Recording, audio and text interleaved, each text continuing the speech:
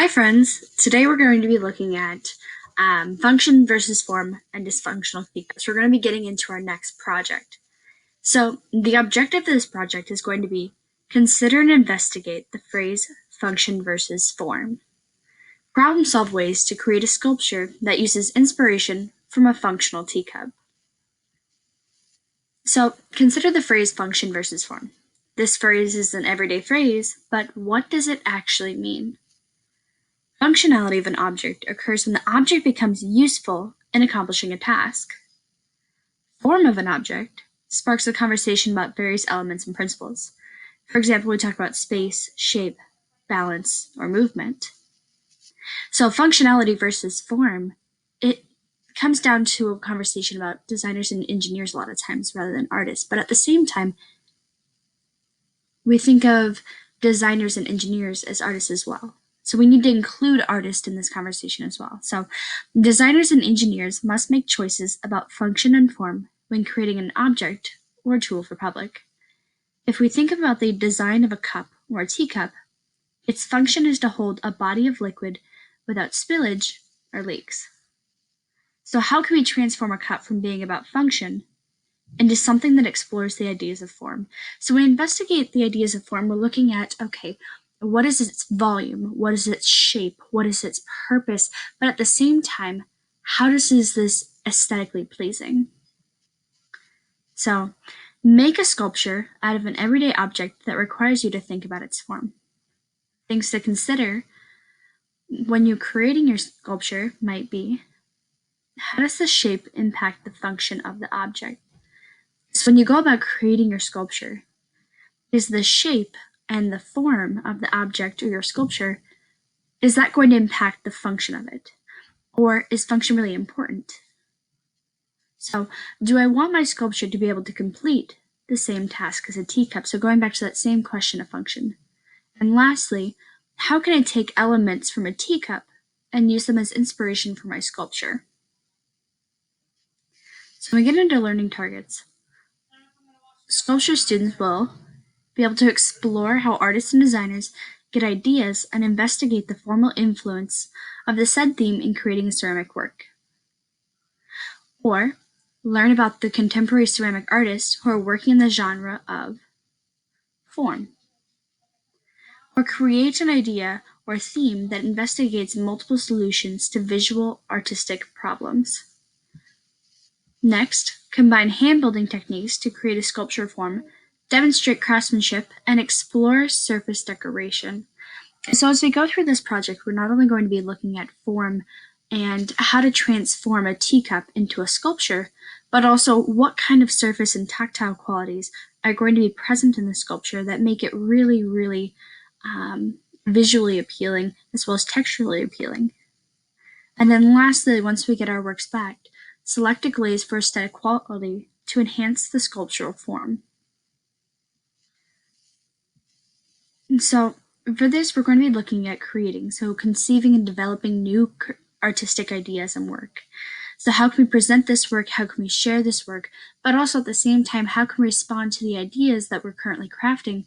But then when we get into the art making process, how can we respond to what's happening and grow from it as well?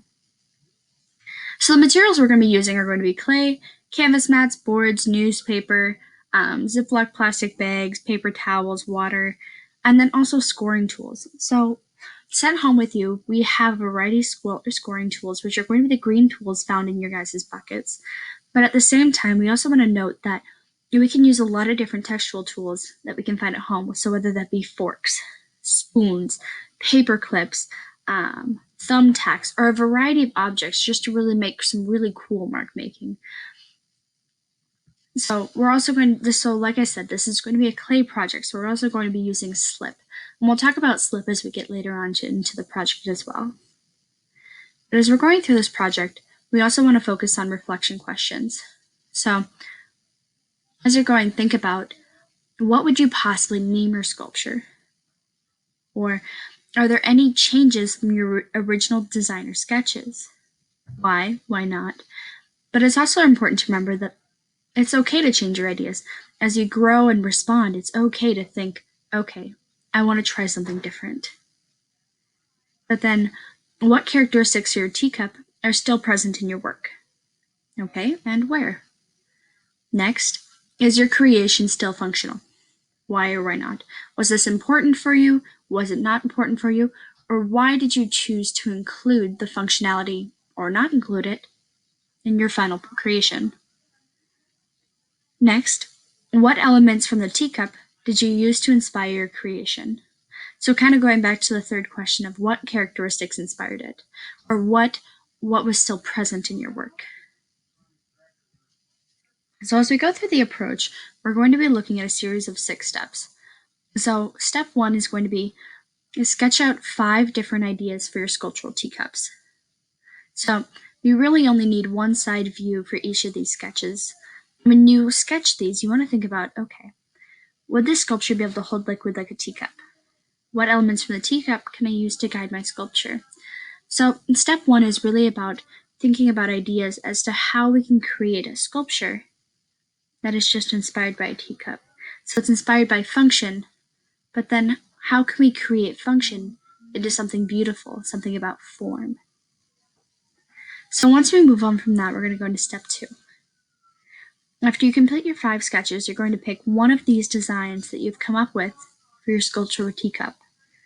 You'll need to come up with 3 different sketches of this design. So when you pick your one of your 5, you're going to want to come up with a top view as well as 2 side views of this design. These need to all be very different. So this will help you as you go through think about, okay, how's it going to look from the top? How's it going to look from the sides? And how are we going to really make this item and this sculpture really pop? And how is it going to be different from a regular teacup? So step 3, you're going to go ahead and you're going to show and turn in your sketches into Google Classroom. You're either going to turn them into me, Miss Nev, or you're going to be turning them into Miss Hawker for feedback. And we'll see, we just want to do a quick check-in to see where you're at and where you're going. That way we can help, maybe give you some tips if you need them, or be like, great job, go ahead. So then step 4, you're going to begin sculpting your sculptural teacup. As you work, you're going to respond to the process, and you don't need to be afraid to change your plans because sometimes it happens and it's absolutely okay. Now, step 5, as we go on this process, we're going to be talking about in progress and final photos. So we're going to be talking about our in progress photos, in progress critiques, see where you're at, and maybe where it can possibly change. And then lastly, step 6, you're going to be dropping off your sculpture teacups to the front office. This way, I, Ms. Hawker, can absolutely fire them and make sure they're ready for you guys to get back to you. So when we go into clay work, we're going to be looking at a couple of different things.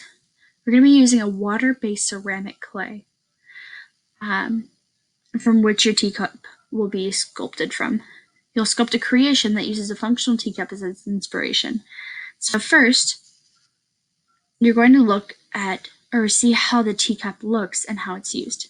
Second, you're going to draw inspiration. Third, sketch your ideas. And then fourth/lastly, you'll be using slab building to create your teacup inspired sculpture. So in this last unit, we looked a lot at slab for the basis of our abstraction project. So we're going to be building off those same skills in order to create something new. So next, we're going to be looking at a couple of different techniques as well as slab, just in case slab isn't quite working for you. So we'll be looking at coil, we'll be looking at pinch pot, but at the same time, we're also going to realize that all these different types of building techniques all flow into one another to create a final project.